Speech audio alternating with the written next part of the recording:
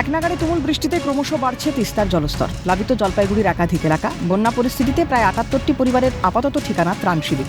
মুখ্যমন্ত্রীর নির্দেশ মাফিক এবার জলপাইগুড়ির বানভাসী পরিস্থিতি পরিদর্শন করলেন শিলিগুড়ি কর্পোরেশনের মেয়র গৌতম দেব। মঙ্গলবার বিকেলে জলপাইগুড়ির ক্রান্তি ব্লকের পশ্চিম দোলাইগাঁও সাহেবাপাড়া বাসুসুবা ঘুরে দেখলেন তিনি। শুনলেন জনতার জল যন্ত্রণার কথা। দুর্গতদের হাতে তুলে দিলেন ত্রাণ সামগ্রী। সঙ্গে ছিলেন জেলা তৃণমূল সভানেত্রী মহুয়া গোপ। বাঁধ না থাকার বিশেষ করে বাঁধই নাই এখানে। আর জল তিস্তা নদীর পাশে আছে, বাঁধ নাই কোনো। সরকারকে অনেক রিকোয়েস্ট করছি, গ্রামের লোকগুলা লিখিত দেওয়া হয়েছে, কোনো বাঁধ বানাবে বলতেছে, কোনো বাঁধই হচ্ছে না। সুতরাং তাদের পার্মানেন্ট একটা রিহ্যাবিলিটেশনের ব্যাপার, সেটা প্রশাসন থেকে দেখা হচ্ছে, প্রস্তাব যাবে।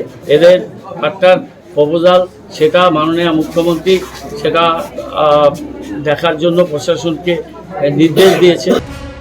সন্ধ্যায় মালবাজারে টোটোগাঁওতে যান মেয়র গৌতম দেব। বন্যা বিপর্যস্ত পরিবারগুলির পুনর্বাসনের জন্য প্রশাসনের তরফে উদ্যোগ নেওয়া হয়েছে বলে জানান তিনি। সাহায্যের আশ্বাস দিয়েছে স্থানীয় প্রশাসনও। বাগরাকোটের তৃণমূল অঞ্চল সভাপতি রাজেশ ছেত্রী জানান, প্রায় ১০০টি পরিবারের জন্য থাকার ব্যবস্থা আগেই হয়েছিল। এবার সাধ্যমতো খাদ্য সামগ্রী বন্যা দুর্গতদের কাছে পৌঁছে দেওয়ার ব্যবস্থা করা হয়েছে।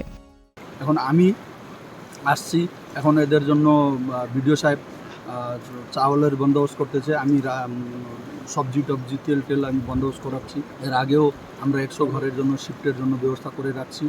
এখনও পাট্টা হয় নাই বলে শিফট করতে পারি নাই, পাট্টা হচ্ছে, তো এখন শিফট হবে। পাট্টার জন্য আমরা কাগজ দিয়েছি, পুট অফ হয়ে গেছে, ১ সাল হয়ে গেছে আমাদের।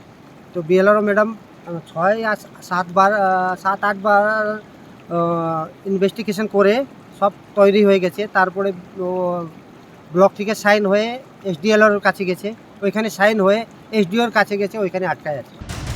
প্রতি বছরই তিস্তায় তলিয়ে যাচ্ছে ঘরবাড়ি, চাষের জমি। সর্বহারা মানুষগুলোর আর্জি সরকারের তরফে অন্যত্র দেওয়া হোক তাদের পুনর্বাসন।